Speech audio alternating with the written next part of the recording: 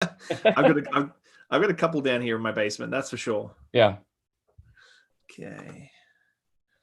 Let's have a look here. I'm just going to make sure this is public. Get there. Okay, that's on YouTube, which is great. This is here. So I'm just going to make this edit. Nope, I don't want to do that. Just a little glitch that I got to figure out how to fix. Public. Anyone? Done. Because then all of this works seamlessly because I can actually, so I'm streaming to 4 different platforms right now. So 4 different, like, so Twitter sees us, YouTube sees us, the whole shebang. Wow. And then in the corner, I have I see how many people are online with us, and they can ask questions as they go. Oh, so we geez. have people who comment as we go as well. So That's a lot of work for one viewer. Yeah. All good. Well, no, I'm glad, because the thing is that COVID has obviously opened us up. I'm happy that for about 8 weeks there, I did a podcast every single day of the week. Yeah. Which Monday to Friday, when you're a solo operator and you do all the editing and posting and social media and stuff, is a lot. Andrew Friedman's just got on. He says, "Yo, gents." There's our one viewer. We're already ahead of where you thought we'd be. There we go. Andrew. But now I'm going back to my Tuesday, Fridays, which makes my life a little bit easier because I can just sort of play around with who I do live streams with. And then Ryan Clark says hi, friends, as well, which is great. Hi, Ryan. Hi, Andrew. So the cool thing is that with COVID, everybody's got time on their hands. We'll see how this all goes once everybody goes back to work fully. Yeah. I think the one thing I really want to talk to you, and I think, who did I talk to about this the other day? I'm trying to remember the episode I did. It's going to come to me. But you had a really great career, illustrious career with Pernod Ricard for a number of years. And as a hospitality person, obviously a lot of us get into this industry, we start bartending, stuff like that. And we always hope to open our own places or become a brand ambassador. It's usually one or the other. But to give up a brand ambassadorship, like very lucrative, like fun, obviously, and all the wonderful things that people think superficially of brand ambassadors, to give it all up and go into business for yourself is a pretty brave statement. So, like, to give it all on a risk, like the bar industry, even pre-COVID, it's risky. This hospitality industry is a risky game, and we do it for a lot of passion. So I want to sort of get to that, but I always like to kick off all my podcasts with sort of like a contextual sort of things, like introduce yourself and sort of explain, like, where did you get your start? How did you start bartending and get into the industry? Okay. Wow. We go back that far, huh? Oh, yeah. So, yeah, I mean, my life before this industry, I was in the skateboarding business for 7 or 8 years. After college, I graduated college. I didn't know what I wanted to do with my life. I think like many people, and as silly as this is to say, one thing I did, like right after I graduated college, I went to bartending school. Really, I don't even remember where it was. I think it was in Anaheim, in like kind of Southern California. I was trying to find the name of the school to see if I could. I doubt it's still there, but it's one of those places where you paid a fee, you walked in, they gave you like a stack of flashcards, and everything behind the back bar was colored waters, and I think the garnishes were sponges, like little green sponges for limes and yellow sponges for lemons. And I took that, and then I never did anything with it. Right? I'd kind of always been into that. God, I hate to say action sports kind of industry, but my days early on, I was in a punk rock band for a long time. We had played a number of shows. We had some sponsors that were like in the surf and skate arena, and so I'd made some friends there. And so I ended up working for Tony Hawk. What? Yeah, for a number of years, I basically sold skateboards, as a distributor to actually shops around the world, but mainly focused on the U.S. at the time. And I hit it like nail on the head. It was right when Pro Skater came out. Yeah. And he had started to become a household name, and like just to be young and earning really good money, was something, right? And then as I kind of grew, like I said, I was in that industry for about 7 or 8 years, and as I kind of grew out of that. I I had a couple injuries that I sustained with with skateboarding, as one does, and I had met my wife, my girlfriend at the time, now wife, and she lived in San Diego. And as we were getting serious in the relationship, I decided to move to San Diego. And at that point, I hopped around jobs, you know, temp agency stuff, like whatever I could get, just to kind of stay down there. And I was miserable. I was miserable with life. And I had some friends that lived in New Orleans. You know, a lot of people think I'm from New Orleans. I'm not from New Orleans. I was born in Long Beach, California.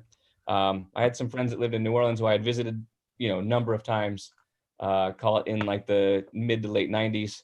And I convinced my wife, you know, that I wanted to move to New Orleans. Like, let's do this. And so this is a really long story. Sorry. No. This is the thing is like, just not to interrupt you, but like the thing is that I love about doing the podcast is that in the industry, we get into this sense of we know each other via social media and being like that.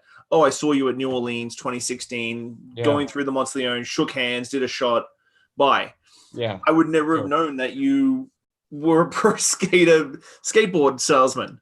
The start of your career. Like this is. I worked for, you know, even after Tony Hawk, I worked for a company called Zero, which has a, you know, big brand. I worked for Dwindle, which is like World Industries and A-Team and Blind, and like, so I worked for a number. My first real job was at Pal Peralta, you know.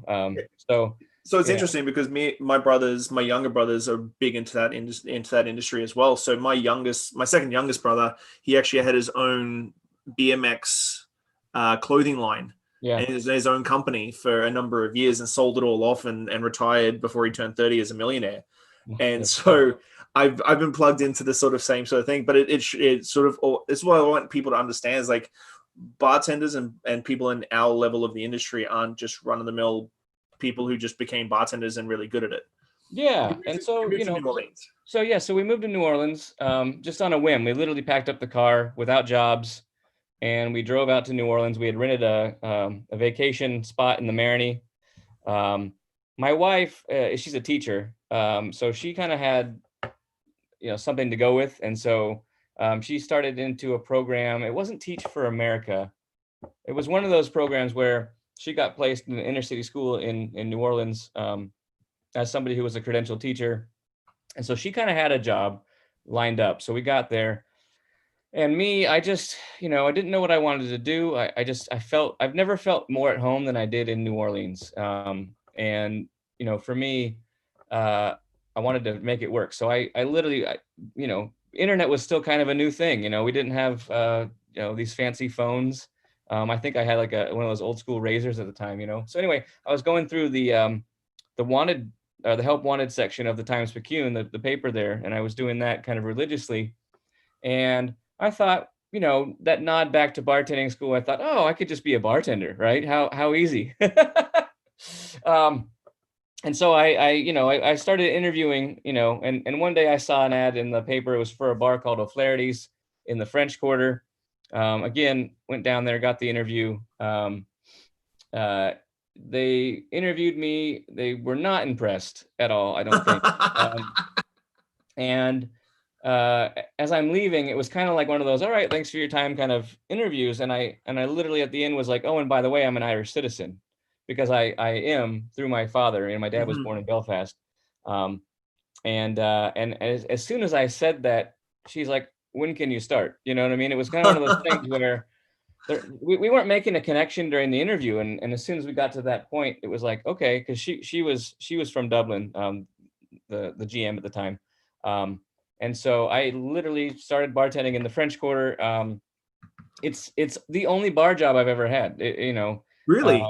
And it was one of the things where we weren't making cocktails. It was, you know, pints and beers and, you know, and shots. And the guy, Danny O'Flaherty, he's a trad singer, like a traditional folk Irish singer. Actually, this is the uniform we had to wear. It's not there anymore. It never opened up after Katrina. But I was long gone. I ended up in the position where, you know, we'd have and I've told this story, and so I apologize if it's boring, but you know, we had reps coming in trying to sell us stuff, and I was working day shifts because I wasn't, you know, starting out day shifts.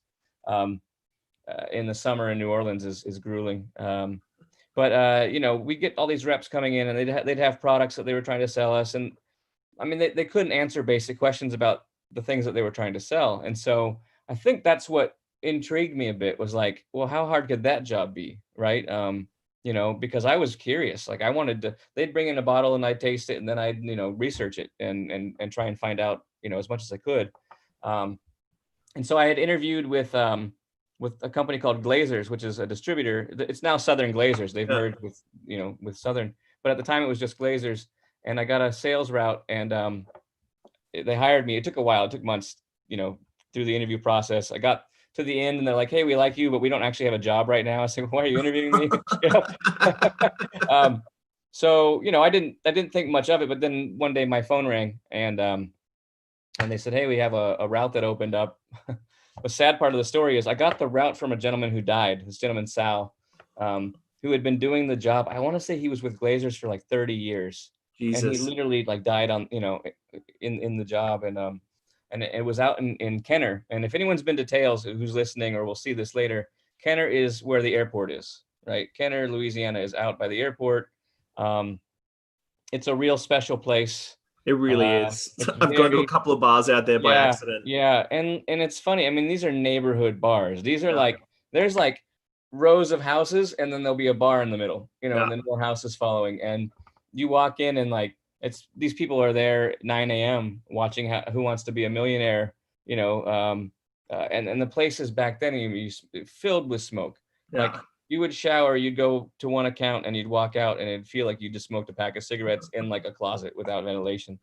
So I did that, and I actually did fairly well in the role, even though I didn't know if I would at first, because I definitely was replacing this guy that everybody loved. You know, he was their rep for 30 years, you know, and I was this kid from California that was trying to do his job. And the thing I did differently is I just kept showing up, and I could tell early on that no one else had. You know, it was to the point where you get comfortable and you can phone in your order. You email your order in.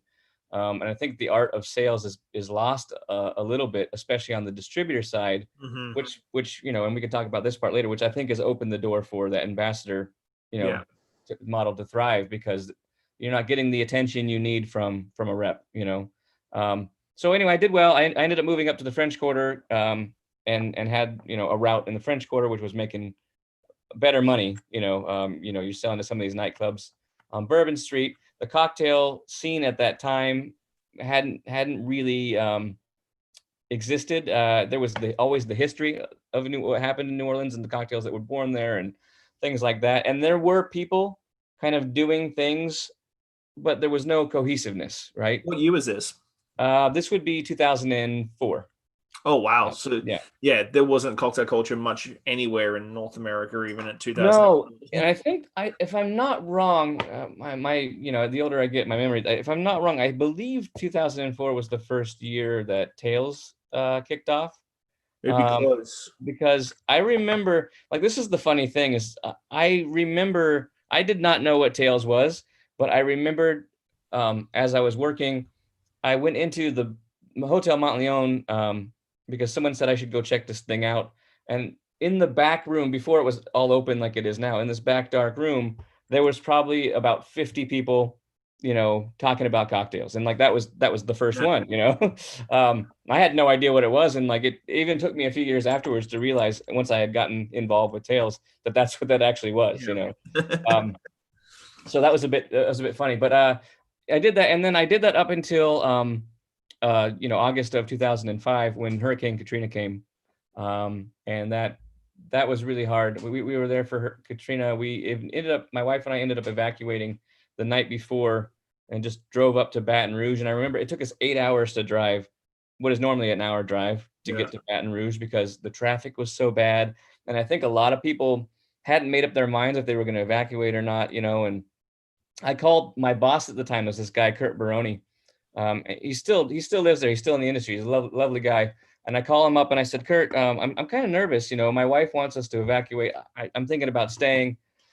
And he says, Chris, he's like, you know, I was born in New Orleans, right? And I'm like, yeah. He's like, you know, I've been through a lot of hurricanes. I'm like, yeah. He's like, you know, I've never left once for any hurricane. I'm like, oh, okay, that's that's kind of a relief. He's like, I'm in Tennessee right now. You should get the F out of there. I don't know if you know. And so sure enough, got the car packed up quickly with any kind of like important documents and pictures, that kind of stuff. And we drove to a friend's house, stayed there. And at that point, waking up, we realized the devastation of what had occurred. And we ended up, I think we didn't go back home for, it was like 3 or 4 months before we could actually go home wow. to see what had happened. And fortunately, we were renting, and unfortunately we lived uptown where not too much damage was sustained. So it wasn't too bad, but my wife lost her job. I had ended up with Glazers. They're like, hey, we can't really pay you guys, kind of got furloughed. They were very good to us. Don't get me wrong. Like they tried to help us out. They gave us, a little bit of like some money to help us out. And, but it was to the point where, not being from New Orleans, we decided like, hey, maybe we should go back to California, and at least try and reset, and we did that. And I was miserable. I had fallen in love hard with the city of New Orleans, and probably the industry as well had something to do with that, because I ended up getting a job in California, in Orange County, in Newport Beach, as a distributor sales rep for Southern Wine and Spirits at the time, on-premise sales, kind of doing what I was doing with with Glazers, but it just didn't feel the same. And so I was looking for a way out. And God, this is the weird part, is that my phone literally just rang one day, and it was this lady, Sharon Fasola, who had worked for Beam at the time. And at that time, Beam was the partner for Absolute and Plymouth Gin. They were the like the supplier. They were the importer and supplier. And she called me up, and I had worked with her on a few occasions. She was a good friend of a mutual friend of ours, and she called me up and she's like, hey, how would you like to move back to New Orleans? And this is 2006. And she's like, how would you like to move back to New Orleans? Have you ever heard of a job called a brand ambassador? I was like, tell me more. Yeah. So we again dropped everything, moved back to New Orleans. And my first big meeting, I got the job. Again, I could tell the position itself was really new. Like no one quite knew what we were supposed to do, or there's a lot of people involved. So they called me up and they said, hey, there's a team of you across the US. I think there were 6 or 7 of us. And you're going to meet your new boss, essentially. Right. And so I'm like, okay. So they flew us out to Las Vegas. And I walk into, they gave me like a room key and told me where to go. It was this suite in Caesar's Palace. And I literally like opened the door, and, picture like in the movies, it's just like real slow open. And like, this is the biggest hotel room I've ever seen in my life. It was 2 stories. It was like DJ dance floor on the bottom. And I was just blown away. And in walks this guy named Simon Ford, this guy named Simon Ford. And I, my life changed forever that day. It changed forever that day. And so that's me getting into the industry. I was a brand ambassador for, a handful of years in New Orleans. One thing that, I get a little bit shy about is that I think my contribution to the industry in New Orleans, and this is, again, I'm trying to phrase this in a way that doesn't make me sound like an asshole, but is that, and I actually have Neil Bodenheimer recorded saying this, so I can play that back, and it's in Robert Simonson's book too, I believe. But I went to New Orleans, and like at that time now, I started to get into cocktails, and I caught that bug. I've been reading every book that I could, and so when I went back to New Orleans and started the job, took a few months, I had no idea what I was doing for a while, and I just started going around from bar to bar and meeting people. And I sort of at that time kind of, I guess, pollinated the industry a little bit, right? Because you had guys like Chris Hanna at Arnaud's, and Neil Bodenheimer at the time was at Della Chase, and you had Danny Valdez at Commander's Palace, and I don't even know where Ricky Gomez was at the time. I think he used to work at a dive bar on St. Charles. It was yeah, quite an eyesore. But he ended up, getting the same bug. But anyway, these guys didn't know each other, right? And through the almighty grace of the company that I worked for, and really the corporate card, I was able to kind of bring these guys together, bring and start identifying people in the market who were like-minded and wanted to change, and were geeking out about like how the Sazerac was supposed to be made versus how it was being served, and so that happened, and it just we started book clubs, and we started meetups, and we started all these things, started a chapter of the USBG, and so that was like, for me, that's like that was the golden age of I think what this industry was, and even the job of brand ambassador. You would if I did go to another market, like I would go up to Chicago, get called up to Chicago, and you'd be sitting at bars. I'd be at like the drawing room, and Charles Dilly would be there, and it was great. And like they would be like, "Oh man, yeah, you just missed Charlotte Voicey. She was in town like 2 weeks ago." But now in that same setting, a brand ambassador goes into a bar and he looks to his right, brand ambassador, looks to his left, brand ambassador, and like it's all the industry, and it's just the growth, and it's fine, and it's evolved, but it's just a much different time. Well, I think I like to always remind people that in that era as well, because that's sort of when I came to Canada and in Australia, where our cocktail culture has been booming for a number of years. But then when it came to Canada, there was no real internet. Like internet was very still nothing like it is now. Like there was maybe 3 or 4 blogs and like forum sites that you could go to and like ask a question. And like Chanticleer, you could go on Chanticleer and go, "Oh, I found this recipe in this book." And there was hardly any reproductions out. Like you start talking about Hugo Enslin and Jerry Thomas and stuff, and that still hadn't even cracked the surface. And I think a lot of kids these days, they forget just how much of a grind it was back in the day to even like track down the right recipe for certain things or certain history notes. 100% agree. I remember, I was a big fanboy of Robert Hess before I had met him, and I still am. He's a legend. But in reading like Craft of the Cocktail for the first time, and it was funny because I had read that book, and then early on I got called out to work an event with Dale DeGroff in Florida, and I was so nervous. You fanboyed hard? I did. Yeah, I totally messed up. He just asked me to make him a martini, and I totally blew it. I was so nervous. But then he taught me how to batch cocktails, and it was really from like, we were doing this event it was a couple thousand people, and the DeGroff method of just like, that's enough, but he's got this cadence, right? He's so in tune, and he's done it so much and so often that like you develop that rhythm, and the drinks turned out perfect. And at the end of the day, it's really about the taste, and so, yeah, that was great. I think also too, I benefited greatly, like time and place. I benefited greatly from being in that city, in New Orleans, because of Tales of the Cocktail, because of the cocktail renaissance.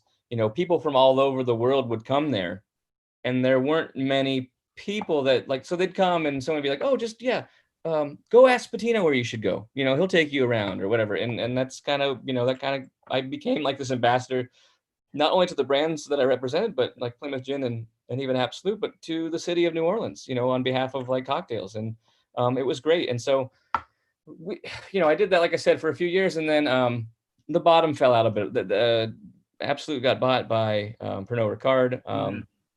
They took Plymouth with it. And they really, at the time, I would say that the only company that really got the on-premise at that time was William Grant. And Pernod, again, they took us on, and we kind of like got transferred over, and they kept us on, but they didn't know what to do with us. And so that initial program that I was involved with, it got dissolved to the point where I ended up with a job in Dallas, and I had a great boss, don't get me wrong, but it was just like field marketing stuff that, I was so miserable. And then when Simon Ford got promoted, he out in New York, he actually was the one who called me up again and was like, "Hey, I'm getting promoted. Have you ever wanted to live in New York?" And we had that conversation for several months before it actually happened. And then I ended up moving to New York, and And that was great too. I got to really help shape, I think, not only the company as Pernod, but also the industry, just by who I've hired and I think if you ask me, my greatest contribution to this industry is the people that I've hired, and to see where some of them are now, is it's really humbling. So how long were you with Plymouth and Beefeater after going over with Simon Ford, moving to New York? Man, you moved a lot. It's not like you moved just down the street either. Like you moved cross country. Yeah, but that was great. New York is a really special place. It's especially from like the food and drink side of things. Um, and I think that, God, I don't want to say anything. This is live, so you can't edit me. But you know, if you move to New York, it's not going to be easy. But like there's a pulse there, right? Yeah. And if you wanna make a name for yourself, it can be done in cities like New York. It's very hard to do it in a smaller town, and Dude, my city has 165,000 people. I know. Yeah. I know how hard it is. It's tough. And I even had people that I don't want to say rooting against me, but they're like, you're a big fish in a small pond of New Orleans, and now you're moving to New York. And, and it was it was a lot of work to keep things going. So my job, like I wore a lot of hats with Pernod, and to the point where it's like I was the manager of the program, but I also did a lot of the same duties on like a more national scale. Pernod didn't have the kind of wherewithal to, we didn't have a national brand ambassador. We didn't have, and especially after Simon left, because even Simon, he was the director of brand education, which I ended up becoming. But there were a lot of people at that company that didn't see the value in the program, and so it was hard to get things done there at that level, and fighting for budgets and fighting for like the existence of that program and the model changed, and how do you quantify the value? Like, what's the return on investment on a brand ambassador? And that question has never been answered, fully. I think Tobin actually just posted something about that on Facebook. Yeah, so I actually chimed in on that one. Yeah. It's just a hard job to measure if you're doing it in the truest sense, I think, right? If there's other models that exist, and if you want to lean and align your brand ambassadors more with sales, then you can put some metrics in there that you can really understand, and you can gauge success. If you want people who are more kind of like iconoclast, like almost like entrepreneurial, doing things that maybe shouldn't be done, but drive the needle. Like, I don't think we'll ever see the day of how it was when I it's the analogy I make is like the Bulls, like the Chicago Bulls, and like Simon was Jordan and I was Scottie Pippen, and Jamie Gordon was Dennis Rodman. And we didn't have a lot of direct oversight. We were able to just do things, and the things that we did were impactful, right? So we never got questioned. But then, as expenses grew, as the market turned a bit, then you get people and the company, being bought by Pernod and all that stuff, then you kind of get the handcuffs a little bit, and you're no longer doing all those super creative things, or if you are, it's like you have to justify the means and what it's bringing to the table, and you have to like quantify everything to the point of like, what did we get for this? And so it's not quite as organic, you know what I mean? And it does tend to, in some brands you see it, it seems a little artificial, and so, we'll see how the industry goes. I still believe in the model. I think there is like kind of like a happy medium between that sales and ambassador role, but I do think you have to put some of that decision-making power, like the autonomy has to be with the ambassador. And where it doesn't happen, especially with these bigger companies, is, everybody wants a piece of, like, the saying is, success has many fathers, but failure is an orphan kind of thing. And so people want your budget and they want to take you and make them look good. And, you know, it's a bit different than I think it was. And it's funny too, now being on this side, to see it from a different perspective as well.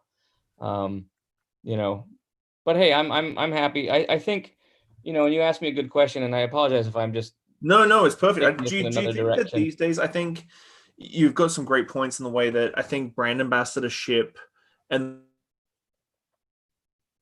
the way brands look is so diluted and watered down, because everybody brings out a new brand, they slap a brand ambassador on it, they slap a relatively generic activation program to it when it Yeah. comes to launches, and let's do some feature cocktails and simple educational. Yeah. Whereas I know from back in the day, doing tastings with Jacob Bryers in Australia and Simon Ford, and it was always so further encompassing on a category over the brand and the training and that sort of thing, that nowadays I have a lot of brands come to me and it's like, oh yeah, we just want this. I'm like, yeah, but you're just cookie cuttering something that should be personal and specific to what you want. It's not one size fits all for every little brand. No, and it isn't, you know, and then you have to it's about finding the right person too for the role and for the brand. And it's not an easy thing to do to nail it, you know.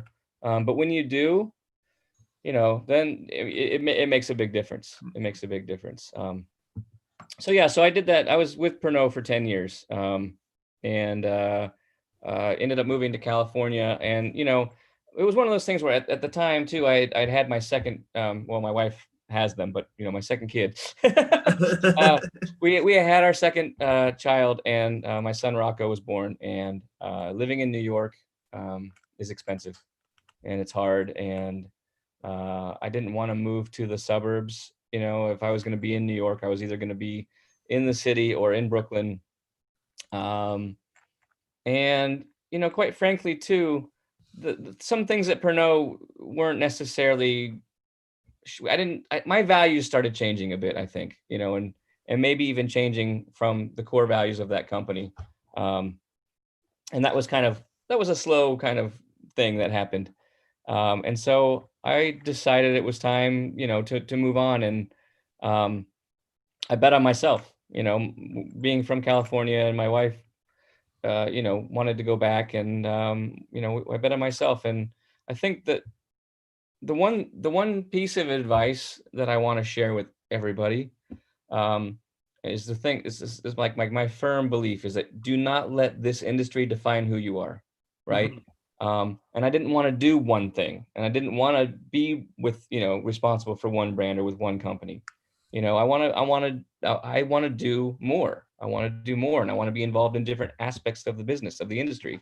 And I want to call some of the shots where I can, you know. And I think what you have to do is you have to put in that time and that work early on to get to that point, right? But I think I had felt confident enough at the time that was the time to do it. And so moved back to San Diego, and I started a company called Simple Serve, to essentially provide a lot of the same assistance that I was doing for brands internally at Pernod, but you know, for everyone. And it's brand strategy, it's cocktail recipe development, it's events, it's a lot of things. And just being creative, which is where I thrive. You know, I thrive more in that kind of sector. I try and align myself with creative people and creative thinkers. I'm not necessarily like the guy who's going to implement every aspect of it, right? So I found a kind of a niche in partnering with brands and companies to help them ideate, to help them come up with cool concepts that they can then activate, and I can help direct, you know. So that was happening. And I started that with Eric Castro.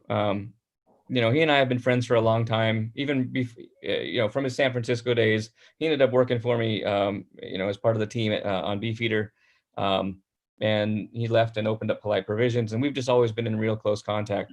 And, you know, so we started Simple Serve. He's no longer a part of that, which is, you know, that's the nature of how it goes. I mean, his podcast is taken off for him, and that's become a full-time job. And how many full-time jobs can you have? He's already got several. So so, we did that, but in doing that, this opportunity came up, and, going back to bars and in whatever capacity, and especially in an ownership model is, something that I was always interested in. It always intrigued me.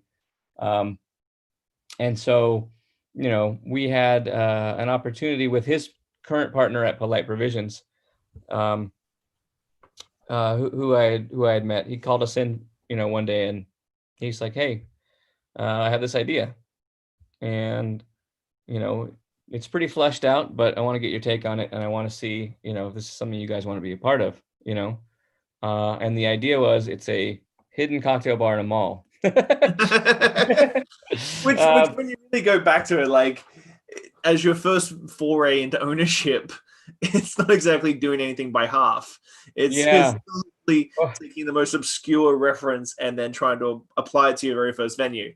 Yeah, and we knew right away too that it was either the best idea or the worst idea that he had ever had. But and his name's Arsalan Tafazoli. He's super well respected. He's got, I want to say now, 14 places Wow. within San Diego. He's a genius when it comes to just design, and his thought process behind things is it's a spectacle to behold, because I wasn't, so as soon as I heard the name and the concept, and then they took us to where they had already kind of broken ground, and I, see the blueprints and the design, and, it was just like, how could I not want to be a part of this? You know what I mean? Like, this is not just like opening up an old man bar, which is probably what I would have done on my own, you know what I mean? Which is fine, by the way. I always joke that, if I ever get back to bartending myself, it'll be at like an Elks Lodge or like a veterans club or something where, I'm making old fashions all day and telling jokes. But this place is a machine, and it's a beautiful, beautiful, beautiful machine that we've built, and almost a culture as well. And so, to have that, has been awesome. It's been an awesome journey as well, up until maybe March 15th, but it's a pretty bar. It's absolutely, like, the bar itself is just spectacular. The details. I mean, that's where I think a lot of people, well, maybe you run out of money, or maybe you don't have the vision at first, or maybe it's something that you build over time. But yeah, the details in that place are spectacular. How many seats do you have there? 21 bar stools, and we have 22 tables. So our capacity is at 150. That's a substantial space for a cocktail bar of any style. Yeah. And I mean, when you talk about volume, like, we crank, I watch these, I'll call them kids. I call them kids too. Don't worry. And they literally, and God bless them, right? They literally come in and they're just cranking out drinks, and it makes me happy. But to be able to do that and still, like, be hospitable, and to still, take care of guests and look after people. Again, not to sell myself short, but I think, that for me, I don't think I can do that at this stage in my career, to go back to that level. And so that's why I find myself more comfortable in this position as kind of a mentor to them, and we train them, and then we let them loose, and they just crush it, and I think what we'll see people from raised go on to do great things. Without us eventually, and I get it a lot. It's like, oh, we want you behind the bar. I'm like, yeah, but I can train 5 people who are 90% as good as me. Yeah, and way faster, and they're going to make you way more money, and it's like, exactly. I'll hop behind there once in a blue moon, and yeah, my body's not ready to go back to bartending quite yet, especially with Clive's reopening and stuff. Yeah. But also where my passion has always lied is within the spirits themselves, and so that's where I think it's the best of both worlds for me, is I get to come in and curate this collection of spirits, not only at the bar, but also now in a retail store as well. And like, I'm like a kid in a candy store, you know what I mean? Like, I love that. I love the stories. I love the production process.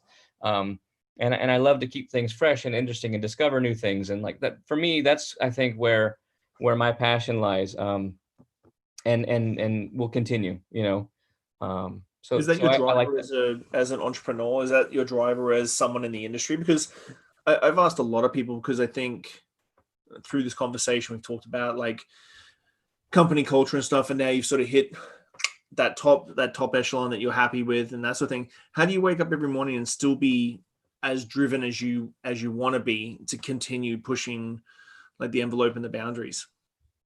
I think it probably has a lot to do with just having a family and wanting to Mm, provide. And um, I don't.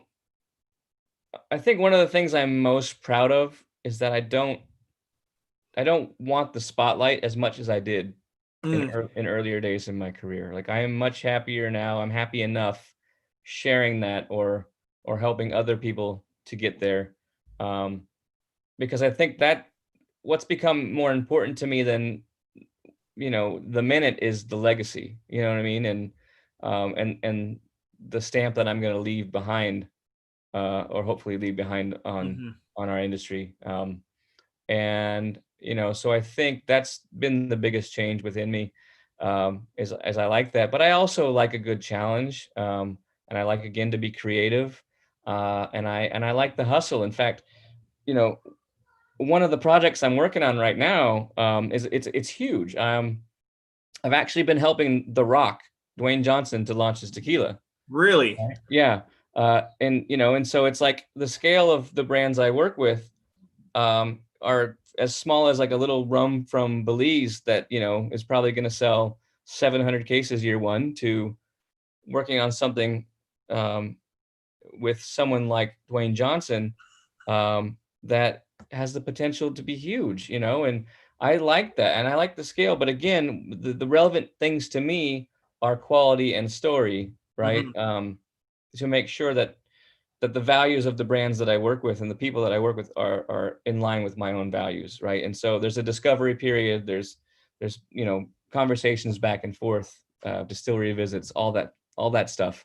Um, but I am thrilled, and to launch a brand during COVID. I mean, Terramana Tequila is the tequila, and it launched on, I believe it was March 23rd. Like, unofficially, mhm, um, in all 50 states. And it's doing really well considering that there's no on premise right now.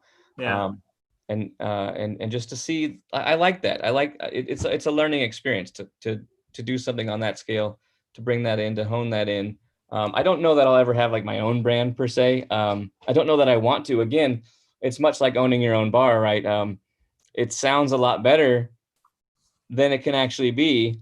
Realizing that this industry's tough. It's tough. And uh, but as long as I keep, keep doing things and challenging myself, that's what it's all about. So I'm curious, have you met The Rock I with this have no, project? you know Not what? yet, In fact, just as that's the people? first question out of everyone's mouth. It's like, really, I think for me, like that, yeah, that would be huge, and that will happen, right? But because of this whole coronavirus, Of uh, course. there's been no chance. So yeah.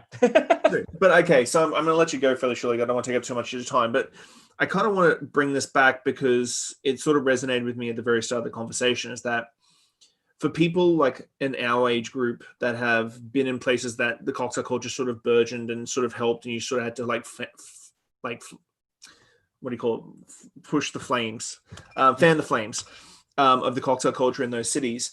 I now get, especially here in Canada, especially in my little city, a lot of the youngsters get quite frustrated with how long things take to sort of turn, if that makes sense. Even though we have a very vibrant cocktail culture here in Victoria, and a lot of the kids get a lot of accolades really quickly from a lot of the general public and the guests that we have, it still can get very frustrating at times with the cocktail culture sort of moving forward. What Mm. sort of advice do you give? Because I think this sort of can apply to business as well. What sort of advice do you give to the younger generation that's coming through the industry right now, that sort of lack a little bit of patience because of everything being like this these days? Yeah. Well, that's tough because you took my advice right there at the end, where it's the first thing I do is tell people to be patient, Yeah. right? Because things are happening fast. But again, think about when you started out, when I started out, it was a much smaller pool. You know what I mean? It was a much smaller industry, and there was accolades and success to be shared by all. It was less of a competition, Mm-hmm. and there was more camaraderie, and there was more support for each other. And I think as this industry has blossomed and as it's grown, that support is dwindled, and now there is more competition. And so, when I work with these guys, it's like, I teach them to be patient. I teach them to, study and read as much as they can and experience as much as they can, because I think your experiences and your experience are going to be what drives you and be what propels you. And if you just sit at home, or in your city and put your head down and work hard, that's not necessarily going to get you where you need to go. You have to take time for yourself. And, and look, from where I sit too, I think the best thing that some of us can do right now is listen, right? I'm tired of really, I haven't done many interviews podcast wise or other in a while. And it's because I've been listening. I've been kind of sitting back, and I'm there to assist. I'm there to lend advice. I'm there to observe, but at the same time, I'm there to listen, because I feel like this next generation of industry professionals are going to blow us away, and they're going to teach us so much. And if we can help shepherd them and keep their kind of moral compass correct and keep their values up and their enthusiasm for the industry in place and all those things, and and also think of the issues that we're dealing with today. And it's eye-opening. And again, I've been listening, I've been watching, because I want to be better, and I want to be a part of this next wave, this next movement, the next renaissance of our industry. And so but yeah, that's it. It's like put the time in and be patient, but like take time for yourself. And then again, I think what I said earlier is like, don't let this industry define you. Find your niche, right? Find an area of the business that's not being serviced. Find an area of cocktails or spirits that you think you can understand or innovate and be creative in, and do something that no one else has done.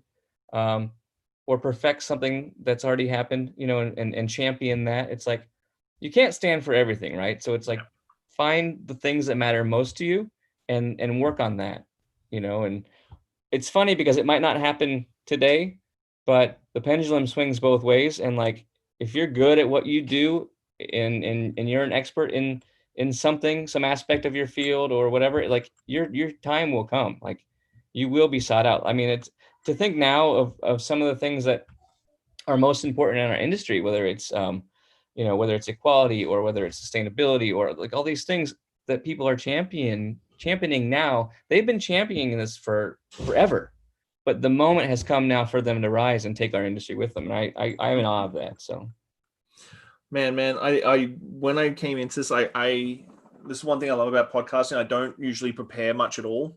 Like, I've sat down with people I barely talked to or met a couple of times or not at all. And I enjoy learning about people and seeing this sort of raw, organic insightfulness that I wasn't expecting that today at all. So I want to thank you so much for your time. Wait a second. Were we watching the same interview? Yeah, wait a second. It was great. I really thank you so much for it. And hopefully when we can start traveling again, I can come down to San Diego, because I know that Donnie's been on my back about coming down and visiting and traveling from San Francisco to San Diego and enjoying all that sort of area. Yeah, we'd love to have you. And also, that was another heartbreak for this whole coronavirus, was we had to cancel Bartenders Weekend this year. Yep. Which would have been our 7th year, but we'll pick it up. Hopefully be able to do it next year in March and do it better. If I can be there, I'll be there. Yeah, that'd be awesome. Thanks a lot, Chris. All right, thank you, Shawn. Cheers, man. Bye.